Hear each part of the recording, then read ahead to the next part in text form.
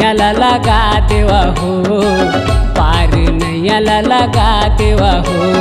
जय हो मोर गजानन स्वामी, पार नैया लगा देवा हो, पार नैया लगा देवा हो। रिद्धि सिद्धि के तहर स्वामी, पिता शिव माता पार्वती। रिद्धि सिद्धि के तहर स्वामी, पिता शिव माता पार्वती। जय हो मोर लंबोदर स्वामी, पार नैया लगा देवा हो, पार नैया लगा देवा हो। जय हो मोर गजानन स्वामी, पार नैया लगा देवा हो, पार नैया लगा देवा हो।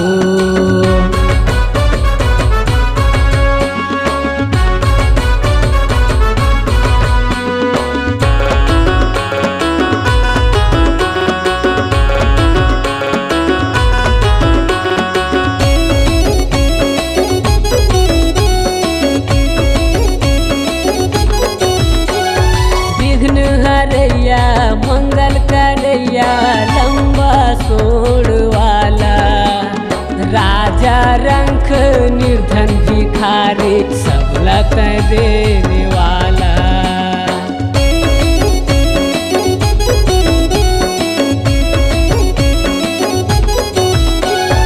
विघ्न हरैया मंगल करैया लंबा सोड़ वाला, राजा रंख निर्धन भिखारी सबला देने वाला। रिद्धि सिद्धि के तहर स्वामी, पिता शिव माता पार्वती। रिद्धि सिद्धि के तहर स्वामी, पिता शिव माता पार्वती। जय हो मोर गजानन स्वामी, पार नैया लगा देवा हो, पार नैया लगा देवा हो।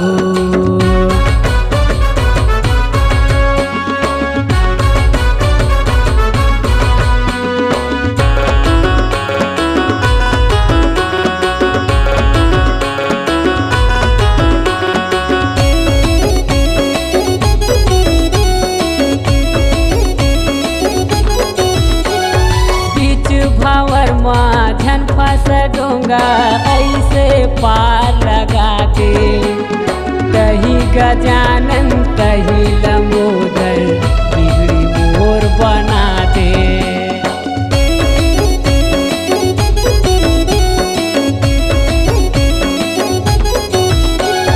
बीच भंवर माझन फंस डोंगा, ऐसे पार लगा दे।